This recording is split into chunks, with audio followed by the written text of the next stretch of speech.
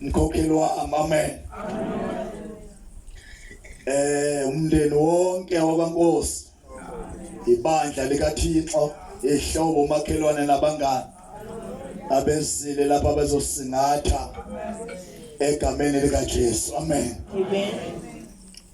Kubhlungu ukushiwa kodwa konakele lutho.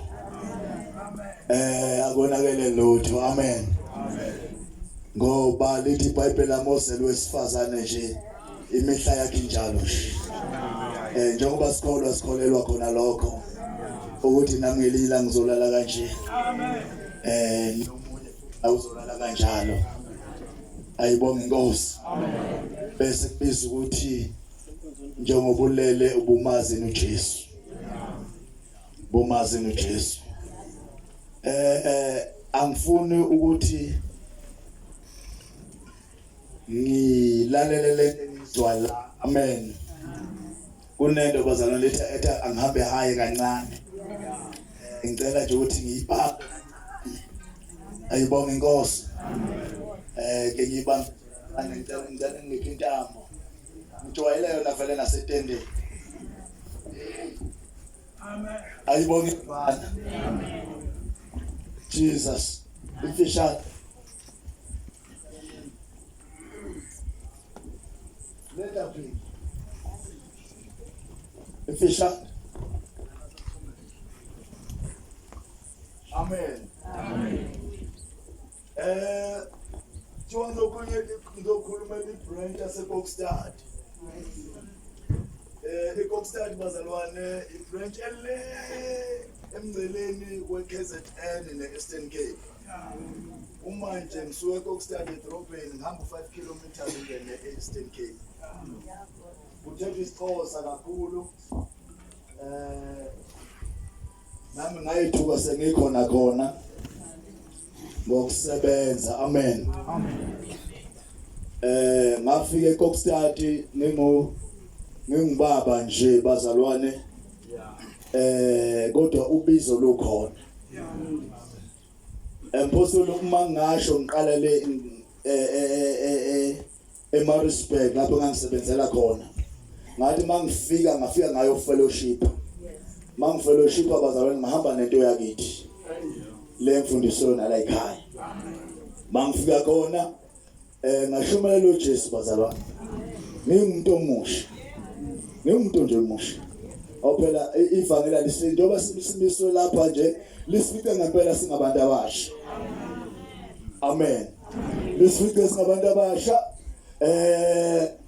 Ngathi nami malifika kimi ngehlukanisa ngalahla izinto. Ngangasayiphathi into kodwa nganginazo endlini ngoba ngangiyithanda. Kodwa ngathi malifika ivangeli ngabuka konke kwakukhona endlini ukuthi lokhu ungasitha kumfanele mina njengomntwana kaNkulunkulu. Amen. Ngiyele umngane wami bazalwane sifuna la esikoleni usifiso. Sasingabangani kakhulu esesikoleni. Uye wathola ivangeli iqala atshelwa yimfuthi ngoba phela bengihamba ngale gospel ngumuntu ngumSunday school. Ngathi mfuthi njengoba ususindisiwe lapha esikoleni njengoba usuno ntombazane la phela kubuza angithi sasingabangani. Nangimazi ukuthi angithi iqala wathi umuntu uma nentombanyana lapha esikoleni noma ngenziwa lutho thatha uyithombe lencwadi. Ngathi phela kuyabuyisela kusho wayinikeza mina futhi ngayihambisa egaleni entombazane yabantu. Amen. Kanti liyeza nakimi lafika bazalwane nami ngenza the same thing. Lathi ivangeli mafike ngiqonda ukuthi bazalwane ngithe mangizohlala komankangane ake ngibe ngifisha. Mangifika bazalwane ubaba uNkosi ngamukela izandla zombili. Ngumuntu omusha ngishilo nasebusuku ukuthi ngibe igiant la komoya kuloya rondo. Ngoba bethandaza. Uma ngena lapho uma ngazizokwenza. Ngoba isikhathi sokudlala besingekho. Noma ungena khona ubona ukhona uNkulunkulu la. Ngoba bethandazwa. Siphume siyantabela bona amashobane ethi wavuka ebusuku wathi ufike emshele embhedeni ngithatha nothixo siphume siyentabeni sizothi masifika lapha ngesonto uNkulunkulu agcwele isho khona urondo ngoba uNkulunkulu akabizwa itente kodwa ubizwa inhlanganyelo yabantu abagcwele uNkulunkulu. Ake ngimhlekise sengihlala phansi bazalwane. Ufuna uhlisa nje kancane apostoli. Kulena tusengisayo. Amen. Ngihambile ngayoshumela bengimenyiwe ngapha eAFM Faith Mission eMatatiyela.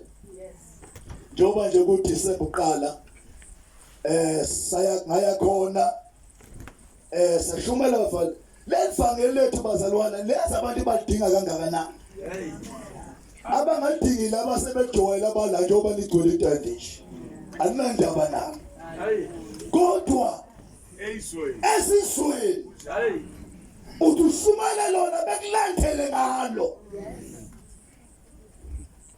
lina nje nijoyele ubaba uNkosi mayetha kuyandawo naze nakujwayela ukuthi uzothi